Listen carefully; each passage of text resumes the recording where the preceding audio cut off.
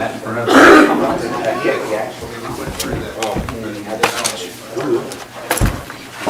would have paid you to go somewhere else. That has to be good feeling when we run the tax lab.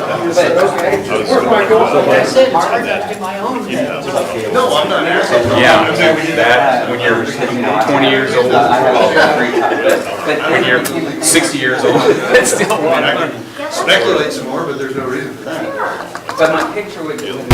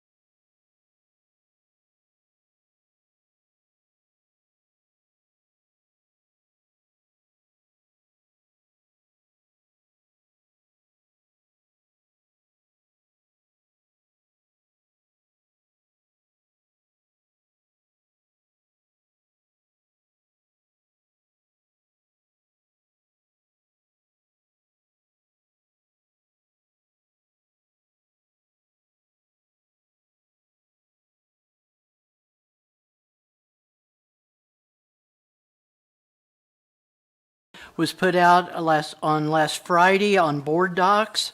So at this point, I would like to have a motion to approve the agenda. So moved. Second. I have a motion and a second to approve the agenda. Any discussion? Hearing none. All in favor of approval of the agenda, vote yes. Yes. All opposed, vote no.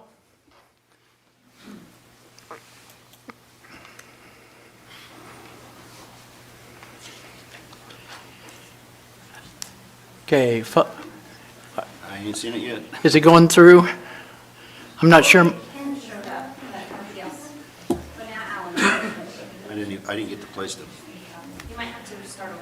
I'm doing, so. I'll mark for you. Is mine there? Yep, you're there. Okay. It's 5-0. All right. We have approval of the agenda, 5-0. I would like to,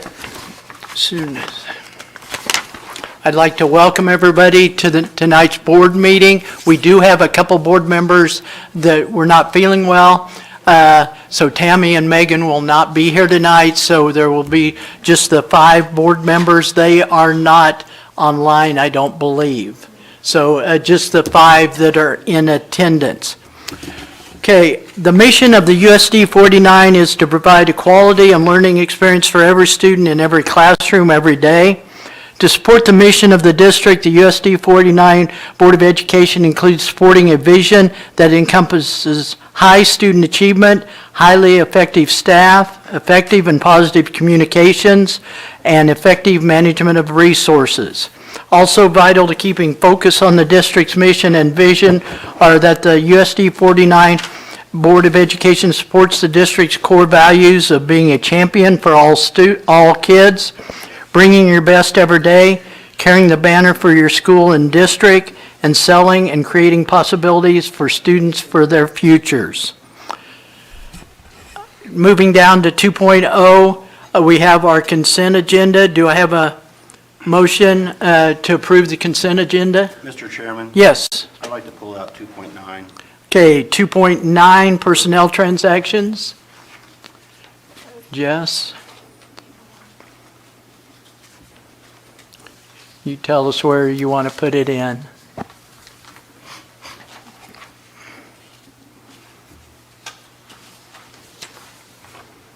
that the only one? That's 11I. Can I just make a comment? Sure.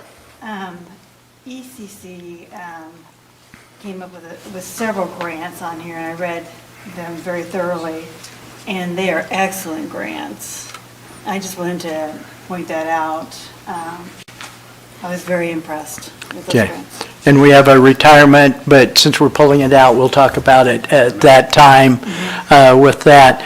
I move that we approve the consent agenda with 2.9 being pulled out. Do I have a second? I have a motion and a second. Any discussion?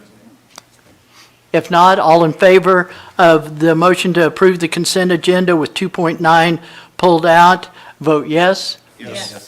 All against, vote no.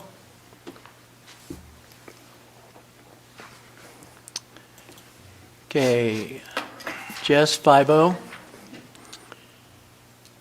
Okay, what, do we need to refresh? Yeah, you'll need to, because I moved it down to action discussion. Okay.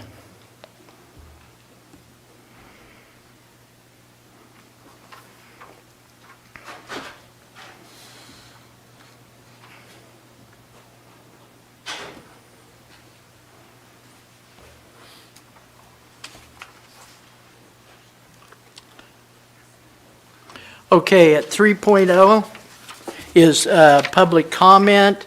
Let me get to that real quick.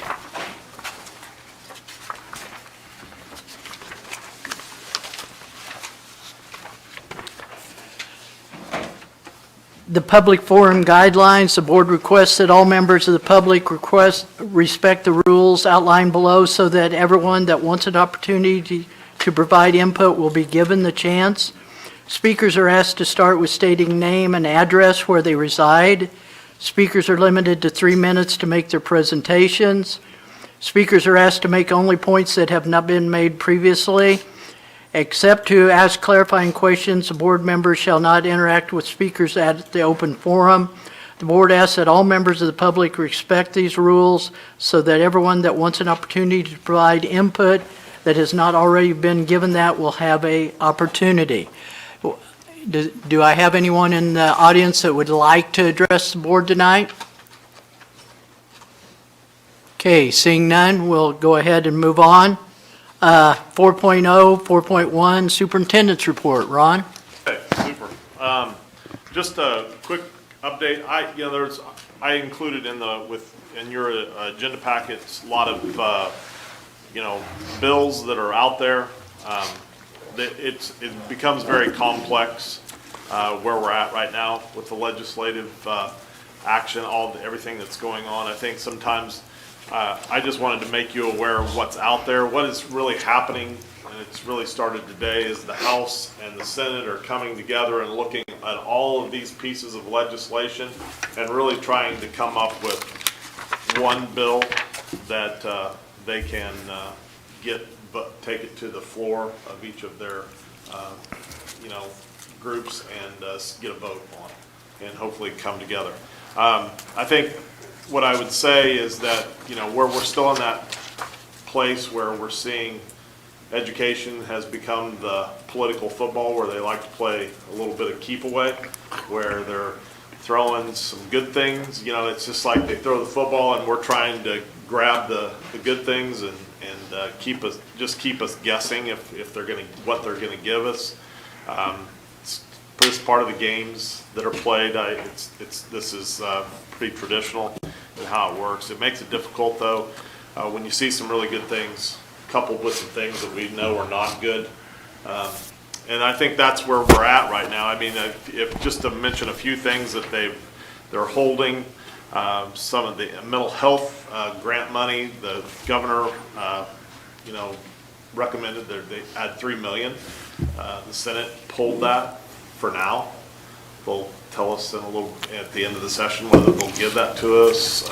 School safety grants they pulled. They said they'd talk about it at the end. There's some good things in there that I think, of course they pulled special ed funding. And so later, of course, the House put it in their bill, but are saying that you're going to have to pass a school voucher bill, which we all know is a bad bill for our situation in public schools. So I think that's where I just wanted to give the Yes, I've emailed local representatives of saying, please support public education, because I've been to several forums and they keep repeating that public education is a large amount of the state budget. So it's an important part of the state budget. Don't be playing games with it right now. I'll get off my soapbox. Yeah. I'll lower my chair. Just a little bit on the bond.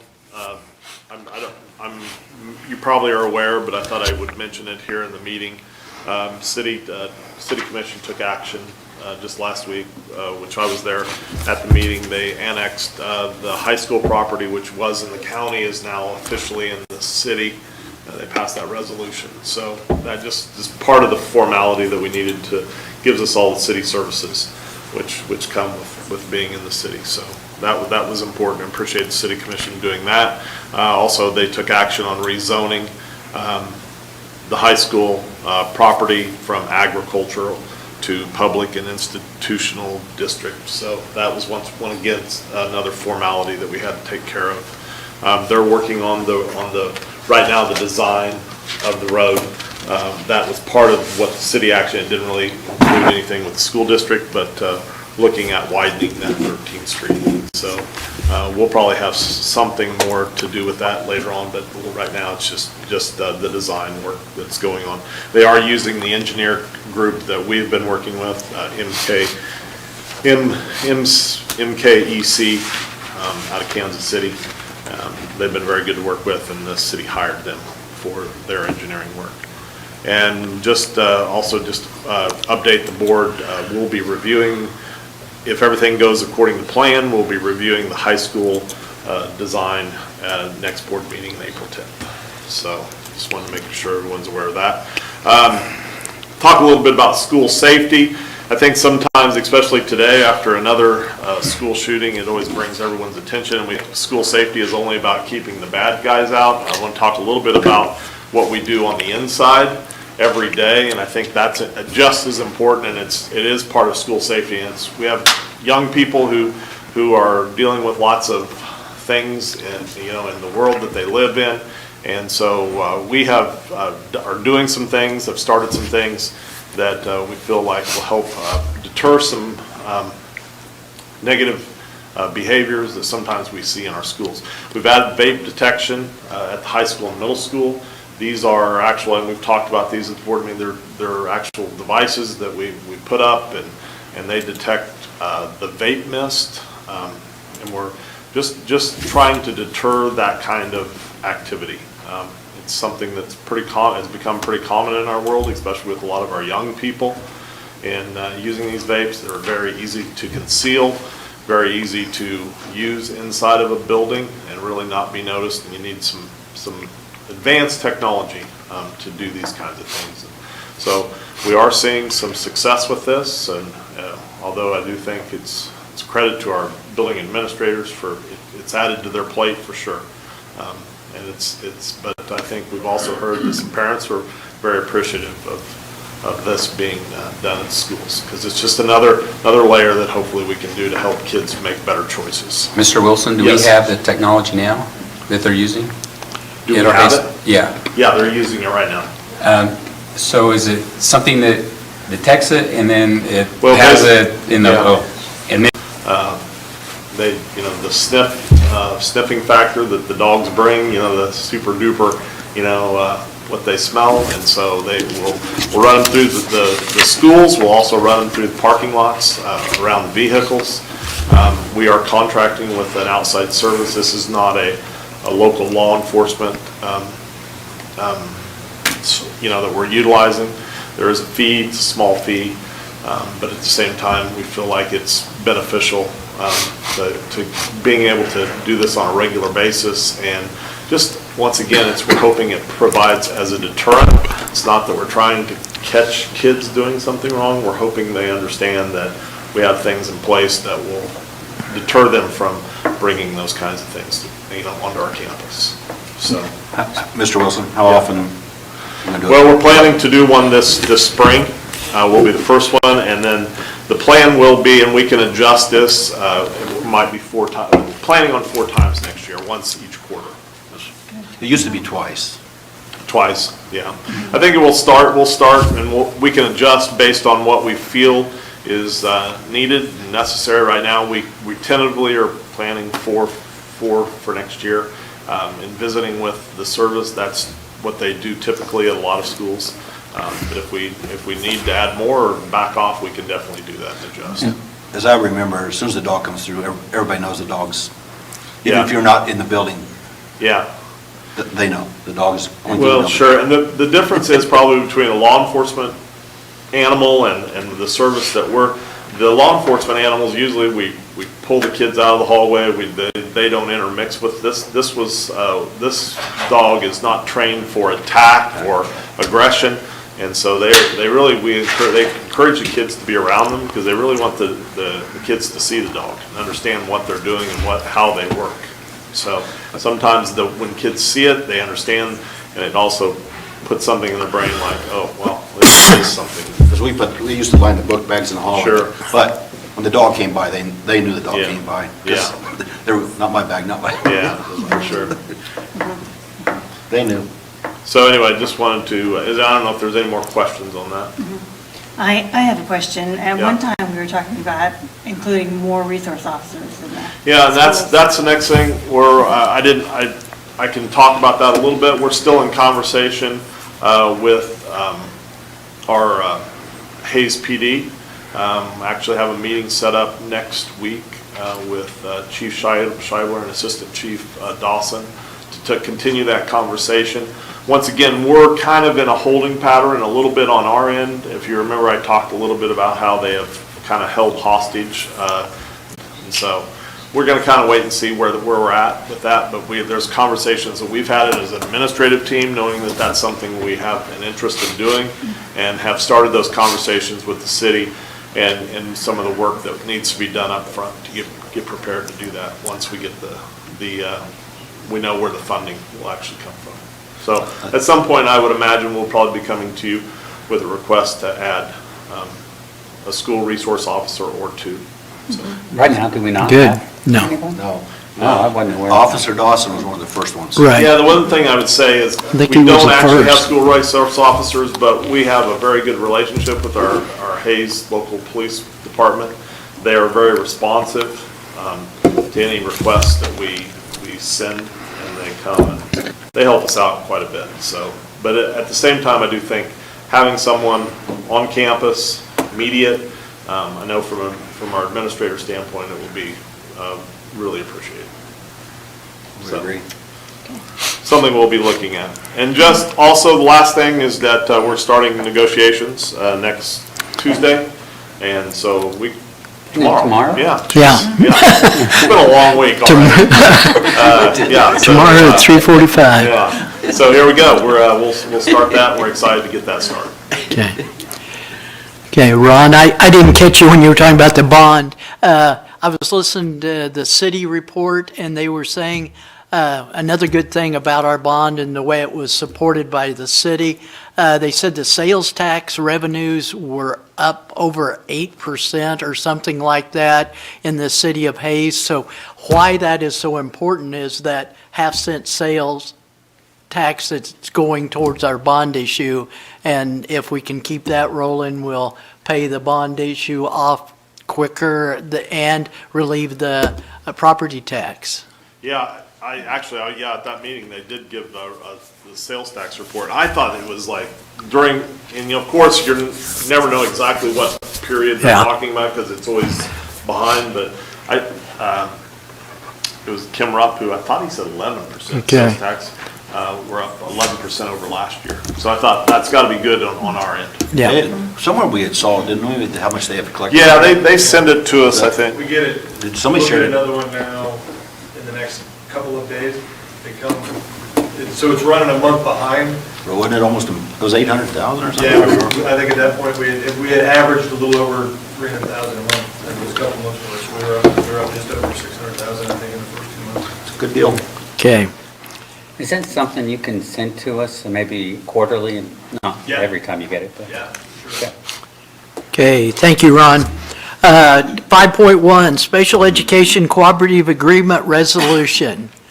Okay, yeah, Kyle is not here this evening, but this should be fairly quick. This is just that resolution of all the school districts, the 4 that have been in the co-op, along with adding Russell. And so this is really the final piece to bringing Russell onto the cooperative agreement with the other school districts, and it will start with Russell being effective in July 1 of 2024. So we're still a year away, or a little more than a year away, but this actually gets everything official. So just need board action. And this was that 3 or 4 year process to get Russell. Yeah, Kyle's in. done a great job of kind of just setting this up and managing this and making sure everything is on the up and up. He's done a lot of work with the State Department in terms of making sure that all of this is done the right way, and he's done a really good job of working with Russell and setting up with them how they'll come in and how that'll affect us. Mr. President, Yes. I move that we approve the Special Education Cooperative Agreement Resolution. I second it. I'd like to go ahead and read the resolution. I think that's may be a requirement, so let me go ahead and read it, and then if there's any discussion, then we'll vote on it. Okay, the resolution of the governing body of the Unified School District Number 489, Ellis County, Kansas, Hayes, to enter into a special education cooperative agreement with the Unified School District Number 388, Ellis County, Ellis, the Unified School District Number 432, Ellis County, Victoria, the Unified School District Number 395, Rush County, La Crosse, and the Unified School District Number 407, Russell County, Russell, effective July 1st, 2024. That's the resolution. I have a motion and a second. Any further discussion? If not, approval of the resolution, please vote yes. Yes. Yes. All opposed, vote no.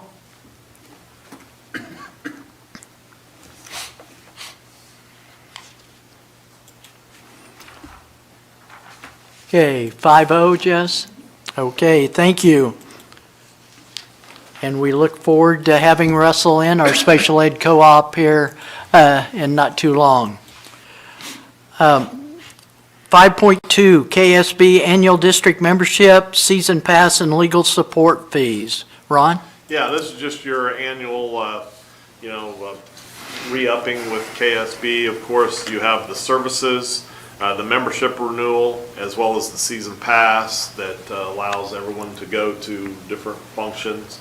Once you do that season pass, it's $13,527.12 for the membership, and for the legal assistance, it is, what is it, 2,000 something? 2,750. So just need board action to approve that. Mr. President? Yes. I move that we approve the KASB annual district membership, season pass, and legal support fees. Second.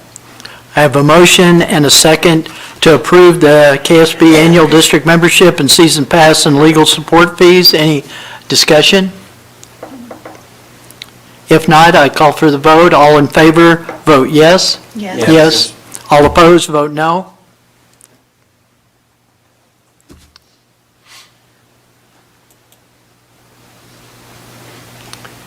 Jess, 5-0. Okay, thank you. While we're talking about KSB, I just want to take a minute to congratulate Alan. He will be on the KSB Leadership 23, a team that will, I'll ask him to tell me a little bit more if I don't introduce it right. He will be one of several board members, administrators, community members that are on a leadership group that will be touring schools around the state of Kansas. As I congratulated him on an email, I said this is a great opportunity to get what we're doing well and find out what other schools around the state are doing.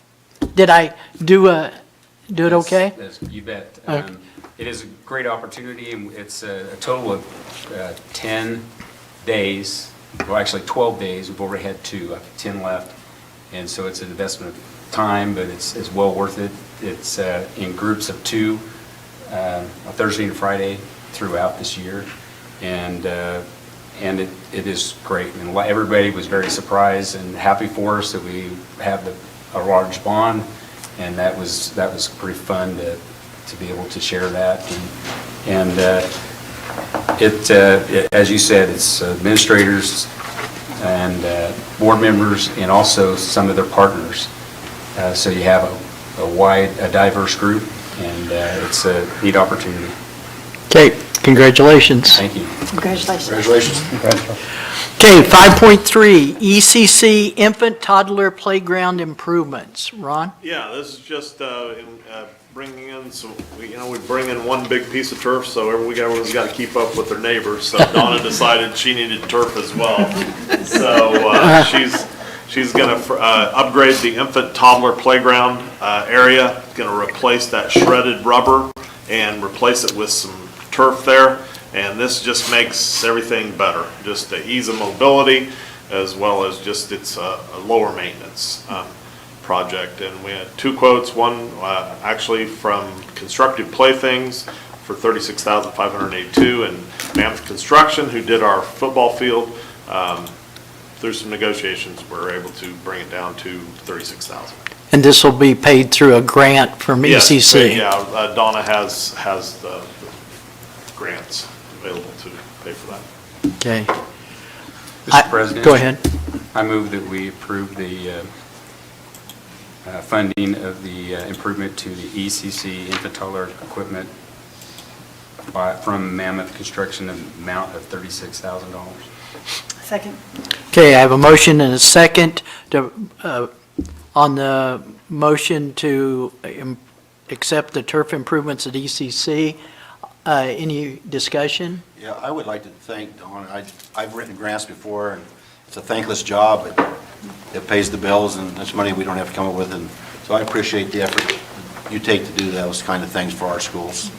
Yeah, and I think this will be so, I've seen the rubber playground that they're talking about that blows all over the playground and and it's not where it needs to be. I think this is a good alternative for the playground, especially for that age of child on that. Any further discussion? All in favor of this motion, vote yes. Yes. Yes. All opposed, vote no.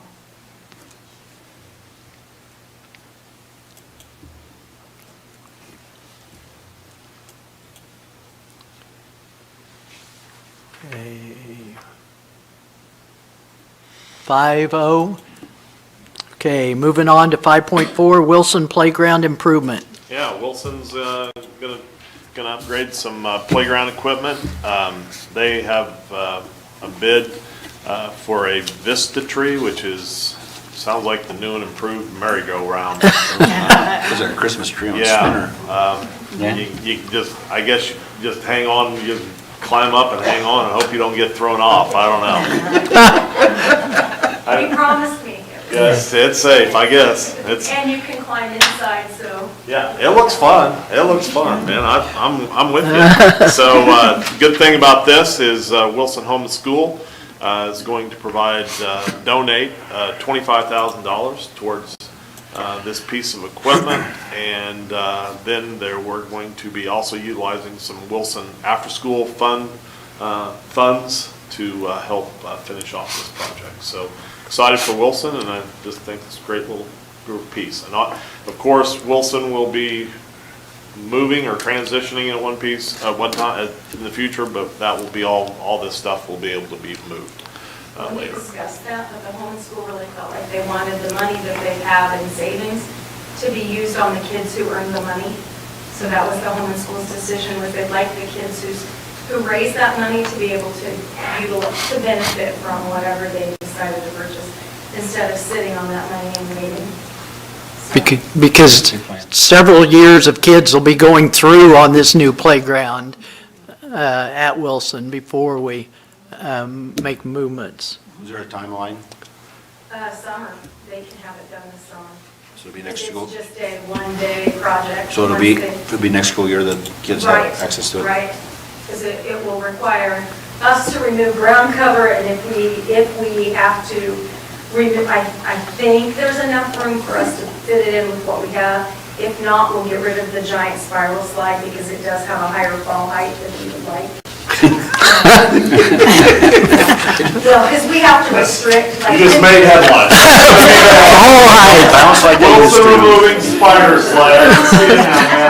We're gonna have chaos tomorrow. Kindergarten has to be restricted from even using that slide, so we'd like to have equipment that everyone can play on, it's an opportunity to play.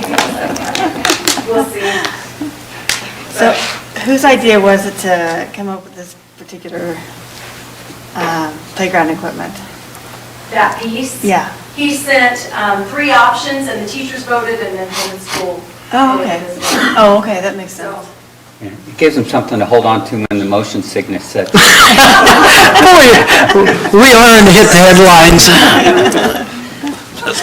Hey, I move that we approve the new playground equipment for Wilson Elementary for $28,994.60. I second. Okay, I have a motion and a second to approve the new playground equipment for Wilson Elementary. Any further discussion? Yes. All in favor, please vote yes. Yes. Yes. All opposed, vote no.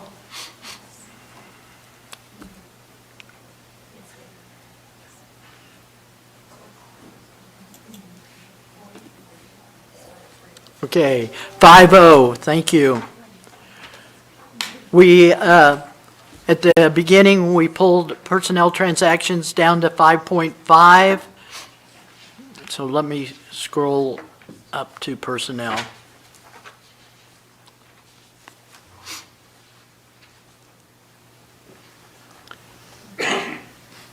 Okay, Kurt?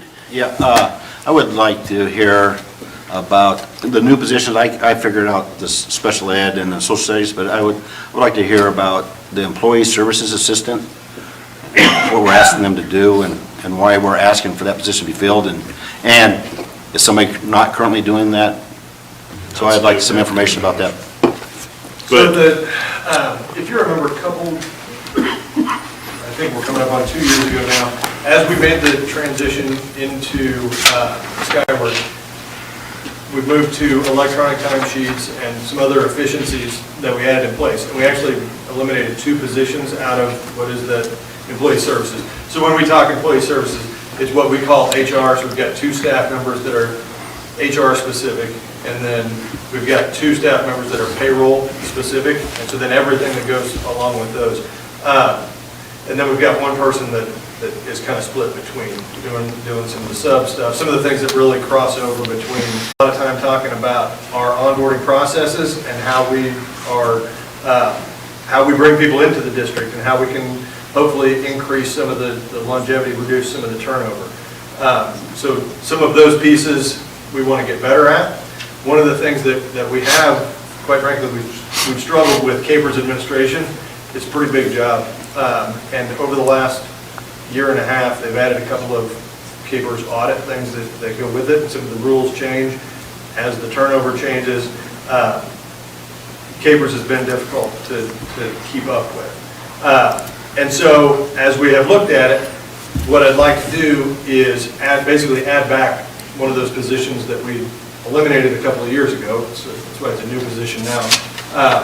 But we'd like to add a position back, let them focus pretty primarily on Capers administration, and then some of the other detailed things that cross over kind of between payroll and HR. But then that frees up some time in HR to expand some of the, I'm going to call them more softer outcomes, you know, the employee touch kinds of outcomes with expand some of our onboarding, some of the experiences that go with a new employee coming in, as well as taking care of our folks that are already in, as far as the benefits administration and some of the wellness and those kinds of activities. So that's kind of the thought behind it. So how many positions do you have in HR now? In HR, we have two positions in HR. We have Payroll, so you got 5 and a half. We have You 1. have 5 and a half, 5 and a half. Yeah. I mean, yeah, 2 and a half, 2 and a half. Right. And you used to have 7? We used to have, there used to be 7 total, yeah. So you're going to go back, we're going to go to 6. You're asking to go to 6? Yeah, So we have a total of 5, and you'll have 6, okay. yeah.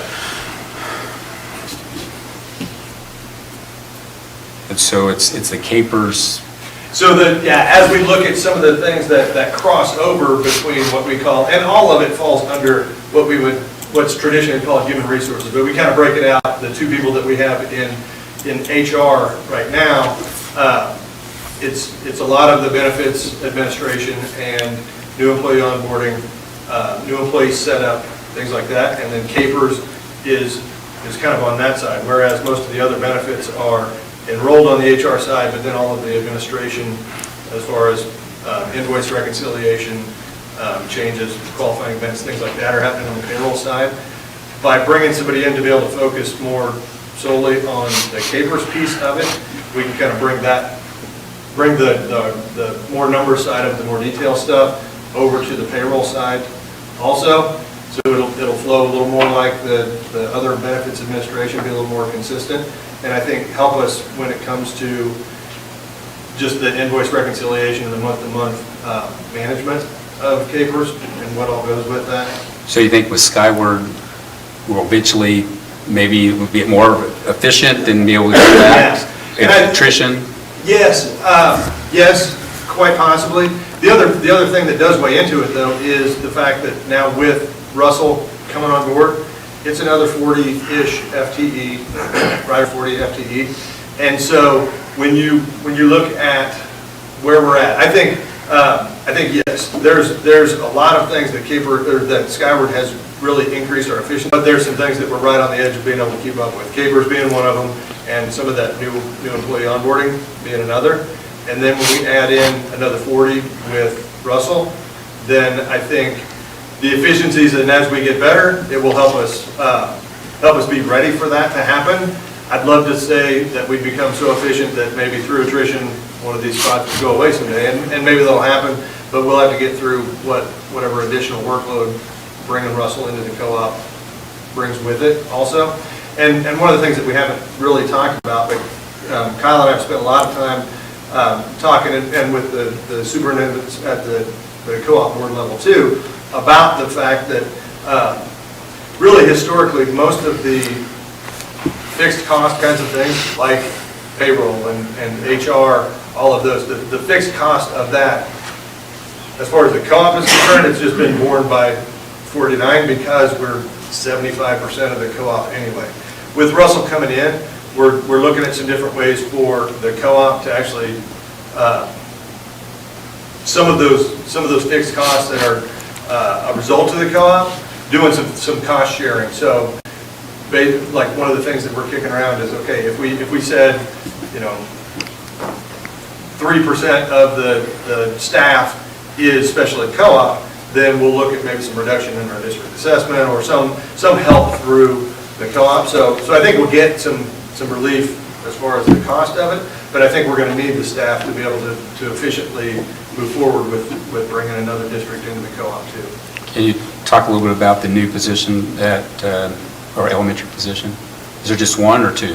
That's just one. That's due to an increase at one of our elementaries, a projected increase in SPED numbers.